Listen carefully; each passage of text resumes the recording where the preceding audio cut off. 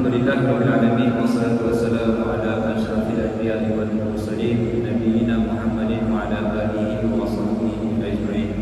Subhanaka la ilma lana illa ma 'allamtana innaka antal alimul hakim. Qala rabbi shrah li sadri wa yassir li amri wahlul 'uqdatam min lisani yafqahu qawli. Amma ba'd. Terima kasih atas penonton majlis yang dihormati dan beratuh tuan-tuan, puan, sahaja, pejabat beragama yang dirahmati Allah sekalian. Assalamualaikum warahmatullahi wabarakatuh. Alhamdulillah, sama-sama kita merafakkan dan memanjatkan syukur kita kepada Allah Subhanahu wa taala. Dengan limpah kurnianya kita masih lagi diberikan kesempatan oleh Allah Subhanahu wa taala, usia yang panjang, kesihatan yang baik. Lebih-lebih lagi kita berada dalam bulan Zulhijjah. Sama-sama kita doakan agar Allah Subhanahu wa taala memberikan kepada kita ganjaran dan kebaikan dalam kita melaksanakan ibadah kita kepada Allah Subhanahu wa taala, insya-Allah.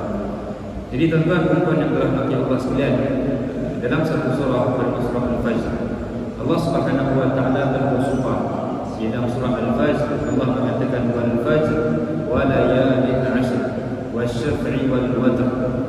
Allah Subhanahu wa taala menyatakan kepada kita tuan-tuan, wal fajr, demi fajar, wa layalin 'ashr, dan pada 10 malam yang pada 10 malam. Maknanya tuan-tuan, di sini Allah Subhanahu wa taala bersumpah kepada kita dengan 2 bulan yang di mana padanya ada keberkatan pada 10 hari di dalam bulan tersebut, iaitu bulan Ramadan dan juga bulan Zulhijjah. Kita hari ini tuan-tuan, kita sempat bersama-sama di dalam bulan Zulhijjah, dan kita masih lagi berada pada 10 hari yang terawal di dalam bulan Zulhijjah.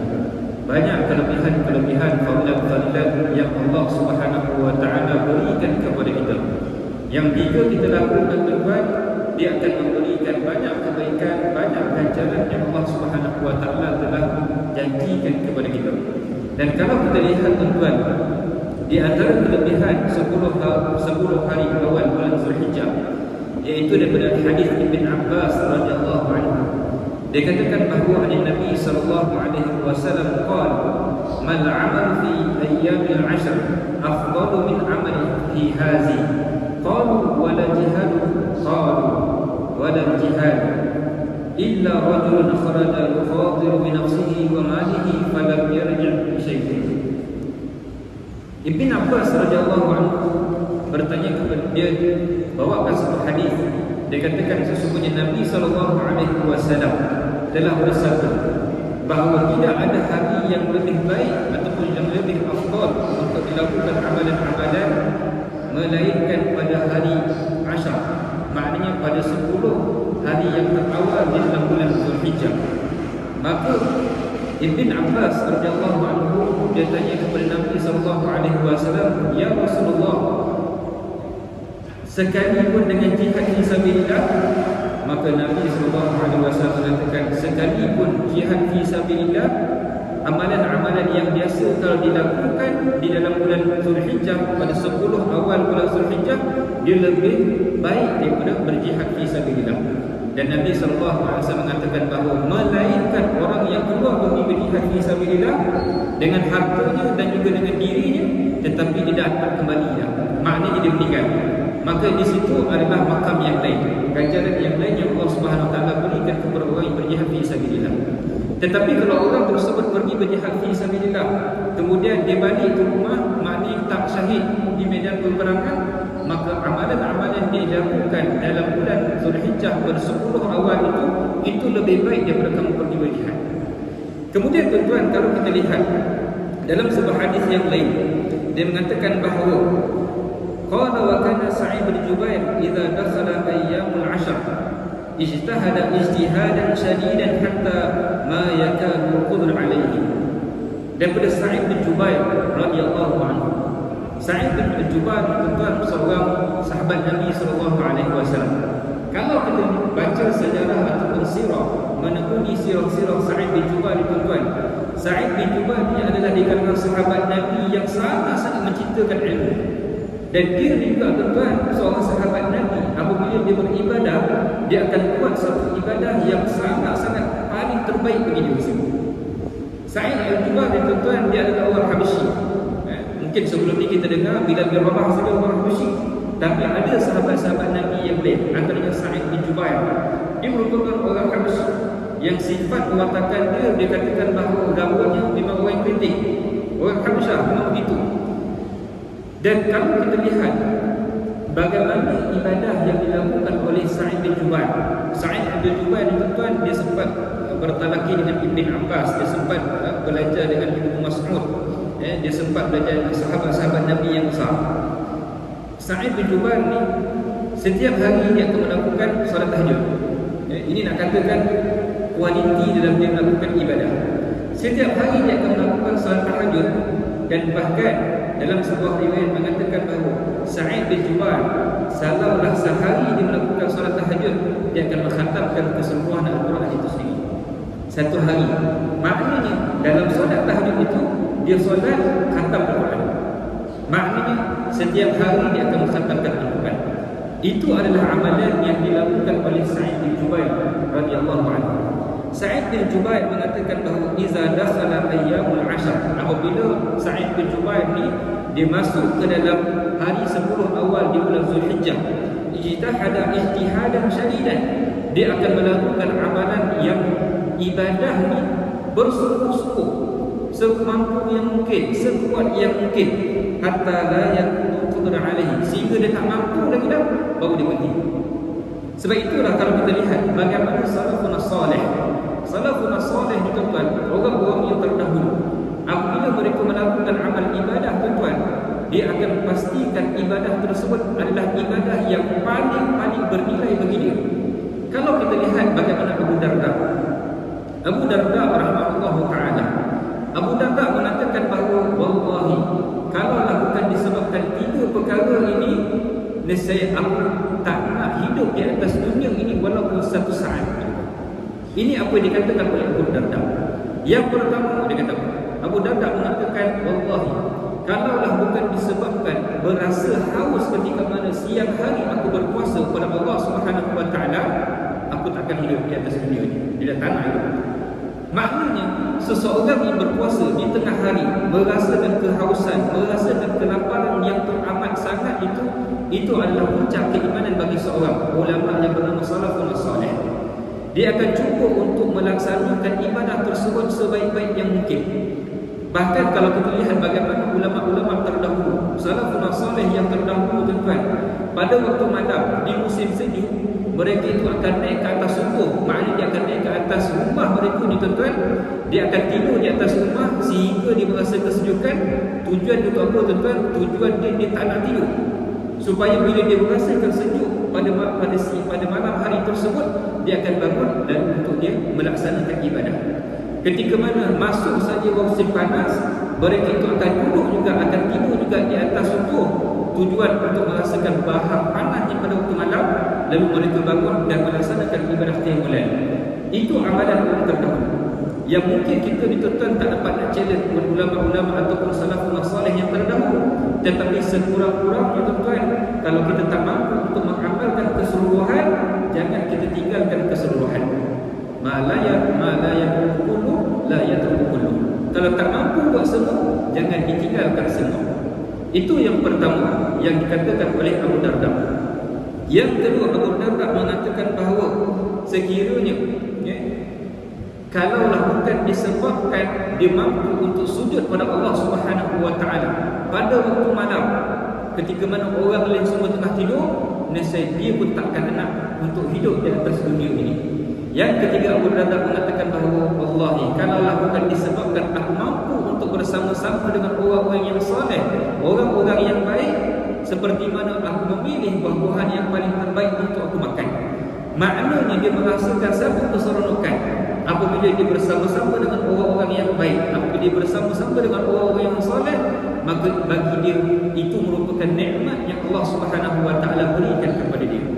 Lalu tuan-tuan puan yang dirahmati Allah sekalian, kalau kita lihat juga tuan-tuan bagaimana para ulama dahulu, orang-orang yang terdahulu, dalam dia nak melakukan sesuatu perbuatan, khususnya tuan-tuan dalam kita lihat hari ini kita berada pada 10 awal di bulan Zulhijjah. Orang-orang terdahulu dipastikan amalan tersebut adalah amalan yang diterima oleh Allah Subhanahu wa taala. Satu kisah tuan-tuan yang saya bawakan kepada tuan-tuan berkaitan dengan kalam ataupun nukilan daripada Uwais Al-Qarni rahimahullah taala. Uwais Al-Qarni radhiyallahu anhu, dia katakan apa? Uwais Al-Qarni setiap malam dia akan isikan kehidupan dia, malam dia dengan qiyamul. Sehingga kan Uwais Al-Qarni disebabkan tiap-tiap malam dia melakukan ibadah qiyamul. Akhir sekali dia kata apa? Malam ini adalah malam sujud. Malam ini adalah malam sujud. Kenapa malam sujud tuan-tuan? Dia akan pastikan sujud itu lebih lama daripada amalan yang lain. Contoh ketika mana dia sujud, dia akan sujud lebih kurang dalam 1 jam ataupun 2 jam. Sujud saja. Dia tak buat benda lain. Rukuk mungkin dalam 3 minit ataupun 4 minit ataupun 5 minit. Tetapi bila dia sampai pada rakaat sujud, pada sujud tersebut tuan-tuan, dia akan sujud dalam tempoh yang lama. Dia bertasbih, berzikir, berdoa kepada Allah Subhanahu wa taala. Masuk pada malam yang lain ketika mana mereka melakukan amal ibadah ataupun qiyamul lail, apa dilakukan? Dia kata malam ini adalah malam rukuk. Maksud malam rukuk pula tuan-tuan, semalam mungkin malam sujud, malam ni pula adalah malam rukuk. Dia akan rukuk dalam tempoh yang sangat-sangat lama. Dia berzikir, bertasbih, bertahmid, doa kepada Allah Subhanahu wa taala ketika itu. Sampai ke tahap itu Uwais Al-Qarni melaksanakan ibadah. Dan bagaimana kalau kita lihat Abu Qudamah rahimahullahu taala? Kisah yang sangat menarik tuan-tuan saya bawakan kepada tuan-tuan. Dalam penceritaan yang ringkas, Abu Qudamah ni tuan-tuan, dia orang yang suka berperang. Dia suka untuk menegakkan kalimat tauhid Allah Subhanahu wa taala. Satu hari ketika mana pada petangnya Abu Qudamah pergi ke tempat orang ramai. Abu Qudamah rahimahullah ta'ala dia memberikan satu pengucapan. Diterangkan kepada orang kelebihan orang berjihad fisabilillah, orang yang meninggal syahid fisabilillah dan sebagainya. Pada waktu malam tuan-tuan, rumah Abu Qudamah ini diketuk dan terdengar suara orang perempuan. Lalu Abu Qudamah pada ketukan yang pertama panggil Abu Qudamah. Lalu Abu Qudamah terbuka. Dia kata berkemungkinan syaitan yang datang. Dan ketukan kali kedua memanggil dan menyeru nama Abu Qudamah. Abu Qudamah pun tak nak buka. Kali ketiga ketukan tersebut dia mengatakan, wahai Abu Qudamah, petang tadi aku mendengar ucapan kau, syarahan kau mengatakan kelebihan untuk berjihad fisabilillah. Barulah Abu Qudamah buka pintu dan dia melihat ada seorang perempuan yang dalam keadaan berniqab habis tuan, burqa mungkin. Dan Abu Qudamah memandang, dia katakan bahawa wanita ini mesti seorang wanita yang paling cantik. Sebab kalau tak cantik, dia kata dia tak tutup jadi. Tetapi bila dia tutup seluruh wajahnya, dia akan memastikan bahawa tidak ada timbul fitnah kepada wajahnya, maka dia tutup semua. Lalu wanita dia kata, wahai Abu Qudamah, petang tadi aku mendengar engkau buat satu syarahan yang engkau mengatakan bahawa kelebihan berjihad fisabilillah. Dan aku ingin menyumbang kepada engkau agar ada sebahagian daripada badan aku ikut serta dalam peperangan bersama kamu. Di sisi aku, pada tubuh badan aku, ada satu benda yang aku rasakan aku sangat sayang, iaitu rambutku yang panjang. Rambut aku yang panjang. Sekarang ni aku dah gunting rambut aku dan aku serahkan kepada engkau. Tujuan untuk apa? Tujuan untuk jadikan tali sebagai pengikat kepada kuda untuk kamu berperang. Rambut perempuan tadi tuan-tuan dipotong dan diikat dan dijadikan sebagai tali untuk ikat kepada kuda untuk berperang bersama-sama dengan Abu Qudamah. Dan perempuan tadi kata apa? Suamiku meninggalkan seorang anak lelaki. Suamiku telah syahid berperang fisabilillah. Sekarang ini aku akan minta untuk anak aku turut serta bersama dengan kamu wahai Abu Qudamah, dan pastikan anakku tidak pulang dah. Pastikan anakku akan pulang. Lalu Abu Qudamah kata, okey, besok pagi insyaAllah aku jumpa anak aku. Besok pagi tuan-tuan, datang seorang lelaki. Ketika mana Abu Qudamah bersiap-siap dengan tentera-tentera, datang seorang budak lelaki yang ketika itu usia lebih kurang 20-an. Datang, kemudian budak lelaki itu menegur, wahai Abu Qudamah, aku adalah anak kepada seorang wanita yang berjumpa dengan kau tengah malam tadi. Lalu dia kata, baik, insyaAllah, baik, jalan. Kemudian dalam masuk dalam peperangan, saya ringkaskan cerita panjang. Dalam peperangan itu tuan, budak lelaki tadi, apa yang berlaku? Abu Qudamah dah pesan awal-awal kepada budak tadi, engkau duduk di belakang. Sebab engkau mungkin ini kali pertama engkau ikut kepada peperangan, maka kau duduk di belakang. Maka budak lagi tadi tu dah, apa yang berlaku? Dia tak duduk belakang. Dia kejar Abu Qudamah, dia duduk depan daripada Abu Qudamah. Abu Qudamah ikut balik, kejar balik budak tadi, dia katakan belakang, di belakang. Budak tadi kata apa? Wahai Abu Qudamah, bukankah Allah Subhanahu wa taala telah mengatakan apabila kamu berperang bersama dengan orang kafir, maka jangan sesekali engkau berunding. Abu Qudamah mati akal. So budak tadi bagi hujah dengan Al-Quran. Maka Abu Qudamah biarkan. Lalu sampai saja ketika itu tuan-tuan, habis selesai peperangan yang pertama, kemudian berehat, berhenti. Budak tadi tuan-tuan, dia tak perlu rehat. Apa dia buat tuan-tuan? Dia pergi merayau satu kemah, dia bagi budak-budak minum, dia siapkan peperangan, alat peperangan. Abu Qudamah menjadi heran. Bagaimana semangat budak ni, dia tahu bahawa ini adalah peperangan, mungkin dia akan meninggal, mungkin dia akan syahid, tetapi bagaimana kesungguhan dia dalam nak mendapatkan syahid fisabilillah. Besok pagi peperangan yang kedua, meneruskan peperangan. Budak tadi juga tuan, dia pergi ke hadapan, akhir sekali Abu Qudamah kejar balik, dia kata wahai pemuda, pergi belakang semula. Dan dia hujah dengan ayat yang tadi semula, maka Abu Qudamah biarkan. Habis saja perangan tuan-tuan, stop sekejap, pause sekejap, maka balik ke kemah. Sampai di kemah tuan-tuan, Abu Qudamah melihat budak tadi tuan-tuan dalam keadaan tidur. Bila tidur, Abu Qudamah melihat budak ni macam seolah mengigau, tersenyum-senyum, tersengih-sengih, tersorak. Lalu ketika itu Abu Qudamah tepuk kaki dia, dia kata bangun dia. Lalu pemuda tadi kata apa? Wahai Abu Qudamah, kau ni kacau. Dia kata, kau ni kacau. Kenapa? Aku baru saja berjumpa dengan isteri. Dia ni belum kahwin lagi. Dia kan belum kahwin lagi. Yang dimaksudkan isteri itu ialah bidadari. Dia kata, ketika mana engkau tengah ketuk kaki aku tu, aku tengah berbicara dengan dia. Dan seorang wanita yang sangat cantik. Dan apabila aku merasa gairah kepada dia, bidadari tadi mengatakan, wahai suamiku, belum tiba masanya. Besok pagi kau berjumpa. Besok pagi kau akan jumpa. Lihat tuan-tuan, bagaimana seorang pemuda tadi yang belum pernah berkahwin, tetapi disapa dalam mimpinya seorang bidadari dengan mengatakan, wahai suamiku, belum tiba masanya untuk kau bersama dengan aku, tetapi besok pagi insyaAllah kau bersama aku. Besok pagi tuan-tuan, peperangan yang ketiga.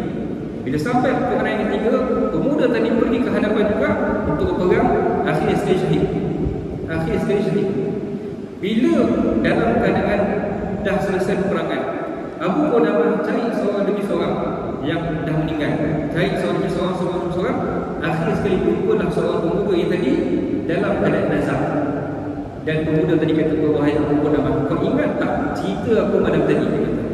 Ingat tak cerita aku malam tadi yang berkaitan dengan aku berjumpa dengan seorang bidadari, sekarang bidadari berada di sebelah aku. Lepas dia cakap macam tu, dia tasyahud, dia mengucap, dia meninggal. Maknanya nak bagi tahu kepada kita tuan-tuan, kesungguhan seorang ibu dalam keadaan dia pun tak ada apa-apa, dan dia sanggup mementingkan rambut dia ni tuan-tuan untuk memberikan kepada Abu Qudamah supaya ada badan-badan dia ikut bersama dengan peperangan. Maknanya orang yang dalam keadaan beribadah kepada Allah Subhanahu wa taala nakkan agar ibadah itu diterima oleh Allah Subhanahu wa taala. Baik tuan-tuan puan dirahmati Allah sekalian. Kita ringkaskan tuan-tuan berkaitan dengan kelebihan bulan Zulhijjah. Yang pertama saya katakan, kelebihan ataupun amalan-amalan yang boleh kita lakukan dalam bulan Zulhijjah ialah memperbanyakkan amal soleh. Amal soleh ni tuan-tuan dia bersifat umum. Apa saja amal yang baik yang kita lakukan dianggap sebagai amal soleh. Kalau amalan-amalan itu seperti mana kita membantu orang, kita memberi orang minum dan sebagainya, dia dianggap sebagai amal soleh. Jangan kita hanya menghadkan amalan soleh itu hanya sekadar ibadah-ibadah yang besar. Tak. Sebenarnya tuan-tuan, kadang-kadang kita lupa tuan-tuan. Mungkin tuan-tuan, siapa yang pernah berumrah lah, jangan perasan satu amalan orang Arab ni tuan-tuan. Apabila kita tawaf ni tuan-tuan, akan ada orang yang bagi air satu cawan. Kita menganggap bahawa orang yang bagi air satu cawan ni macam amalan biasa. Tetapi rupa ada satu hadis Nabi SAW yang Nabi SAW ceritakan kepada kita bagaimana ada seorang lelaki yang hampir-hampir dia masuk ke dalam neraka Allah Subhanahu wa taala, tetapi didatangkan pada dia satu amalan tersebut yang memasukkan dia ke dalam surga Allah Subhanahu wa taala. Apa tuan? Bagi orang minum air. Bagi orang minum tuan, menyebabkan dia masuk ke dalam surga Allah Subhanahu wa taala. Jadi sebab itulah amalan yang sedikit jangan kita memandangkan itu low class, tak tuan. Kadang-kadang amalan yang sedikit itulah yang menyebabkan kita dimasukkan oleh Allah Subhanahu Wa Taala ke dalam syurga. Dan kita pun tuan, kalau boleh laksanakanlah amalan yang besar di samping kita kerjakan amalan-amalan yang sedikit ini. Jangan sesekali kita memandang amalan-amalan yang kecil ini seolah-olah tidak ada. Sebab itu Nabi SAW mengatakan, la tahqiranna minal ma'rufi syai'an. Jangan sesekali kamu menghina ataupun mengecil-ngecilkan perbuatan yang soleh walaupun sedikit. Sebab kita tak tahu dalam banyak-banyak mana amalan yang kita lakukan tuan, mana amalan yang Allah angkat dan Allah masukkan kita ke dalam surga Allah Subhanahu Wa Taala. Kemudian yang kedua iaitu berpuasa. Berpuasa ini juga tuan merupakan amalan yang sangat-sangat dituntut oleh Allah Subhanahu Wa Taala dan juga Nabi sallallahu alaihi wasallam, seperti mana dinakilkan oleh sebahagian daripada isteri-isteri Nabi sallallahu alaihi wasallam. Dia mengatakan bahawa kana anna Rasulullah sallallahu alaihi wasallam kana yasumu tis'an min Zulhijjah. Sesungguhnya Nabi sallallahu alaihi wasallam berpuasa 9 hari awal bulan Zulhijjah. Kenapa 10 tak boleh tuan? 10 adalah hari kita beraya. 10 Zulhijjah adalah hari yang diharamkan untuk kita berpuasa. Sebab itu adalah hari raya. Dan Nabi dan sahabat dan isteri Nabi mengatakan wa yaum Asyura, 10 Asyura iaitu 10 Muharram. Nabi sallallahu alaihi wasallam berpuasa wa salasati ayyam min kulli syahr, dan 3 hari setiap bulan. Maknanya dalam hadis yang lain, Nabi SAW berpuasa dan Nabi memilih hari Isnin yang pertama dalam bulan tersebut dan hari Khamis dan 2 hari Khamis di bulan ataupun di hari-hari yang lain ataupun di mana-mana minggu yang lain. Minggu pertama Isnin Nabi SAW akan berpuasa. Hari Khamis ni terpulang pada Nabi. Nabi nak ambil minggu kedua, minggu ketiga, minggu keempat, terpulang pada Nabi SAW. Kemudian dikatakan awwal itsnaini minasyahri wa khamisaini, satu hari pada hari Isnin dan juga 2 hari pada hari Khamis. Dan kalau kita lihat di antara kelebihan dalam bulan Zulhijjah ini tuan, Nabi SAW dikatakan bahawa ma min yawmin akthar min ay yu'tiku Allah fihi 'abdan minan nar min yawmi Arafah wa innahu la yanmu thumma yubahi bihim al-malaikah fayaqulu ma arada haula. Nabi SAW mengatakan bahawa hari yang paling ramai Allah Subhanahu Wa Taala bebaskan hamba-Nya daripada neraka adalah pada hari Arafah. Dia akan menghampiri mereka, kemudian akan berbangga-bangga mereka itu di hadapan malaikat, lalu berfirman, apa mereka semua mahu. Maknanya tuan, dalam hadis ni tuan, Nabi SAW nak sampaikan kepada kita bahawa Allah Subhanahu Wa Taala akan membebaskan hamba-hamba yang terpilih, yang selected pada hari Arafah. Sebab itulah dalam hari Arafah pada 9 Zulhijjah tuan, sunnah kepada kita untuk sama-sama berpuasa. Laksanakan ibadah-ibadah yang paling terbaik yang kita lakukan, yang kita rasakan boleh memberikan manfaat dalam ibadah kita, yang boleh menjadikan kita orang yang terpilih oleh Allah Subhanahu Wa Taala sebagai orang yang terlepas daripada neraka. Contoh tuan-tuan, setiap tahun akan ada hari keputeraan. Adalah raja ataupun yang yang maha mulia nakkan list orang yang akan dibebaskan daripada penjara. Bayangkan, ataupun dia bebaskan daripada hukuman gantung dan sebagainya. Bayangkan apa perasaan orang penjenayah tuan yang daripada penjara ni, yang dibebaskan oleh yang terhadap yang mulia. Dia akan rasa seronok. Itu pembebasan bersifat keduniaan. Kalau pembebasan bersifat akhirat itu tuan, lebih lagi kita akan rasa seronok. Bahkan bukan sekadar lepas daripada neraka tuan, tetapi dimasukkan ke dalam surga Allah Subhanahu Wa Taala. Kemudian tuan, antara perkara-perkara yang lain yang sunnah untuk dilakukan dalam awal 10 Zulhijjah ialah menyembelih korban. Allah Subhanahu Wa Taala mengatakan fasalli li rabbika wanhar, maka solatlah, dirikanlah solat kepada Tuhan kamu dan sembelihlah korban. Dan Allah Subhanahu Wa Taala mengatakan la yanalullahu rumaha wala dimaha walakin yanaluhu taqwa minkum. Allah Subhanahu Wa Taala tak nak daging-daging kamu, Allah Subhanahu Wa Taala tak nak darah-darah sembelihan kamu. Tetapi apa yang Allah Subhanahu Wa Taala nak tuan adalah sifat takwa Takwa inilah yang akan melahirkan sifat orang yang beriman. Takwa inilah yang akan melahirkan sifat-sifat orang yang mukmin kepada Allah Subhanahu wa taala, yang percaya kepada Allah Subhanahu wa taala. Bila sampai tahap takwa ni tuan-tuan, dia akan sampai kepada satu makam iaitu bernama makam muhsinin, iaitu makam ihsan kepada Allah Subhanahu wa taala. Kemudian tuan-tuan yang lain tuan-tuan, dia katakan tidak makan sebelum solat Aid. Dia berlainan dengan solat Aidilfitri. Solat Aidilfitri sebelum kita keluar pergi ke masjid ataupun kita keluar ke tempat-tempat musalla kita, sunnah kepada kita untuk makan. Tetapi berbanding ataupun berbeza dengan solat Aidil-Adha, kita disunatkan untuk tidak makan. Balik daripada solat baru kita makan. Kemudian menunaikan solat raya dan yang lain itu berdoa kepada Allah Subhanahu wa taala. Berdoalah tuan-tuan kepada Allah Subhanahu wa taala. Kerana doa inilah sebagai usaha kita untuk mendapatkan apa yang kita hajat dalam diri kita. Ya Allah Subhanahu wa taala tahu apa yang kita nak tahu.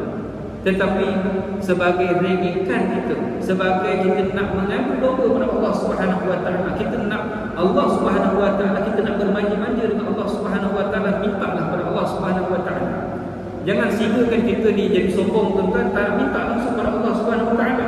Bila tak minta langsung kepada Allah Subhanahu wa taala, kita katakan Allah tak makbulkan permintaan kita. Tak tuan-tuan. Bukan hanya sekali doa Allah makbulkan tak.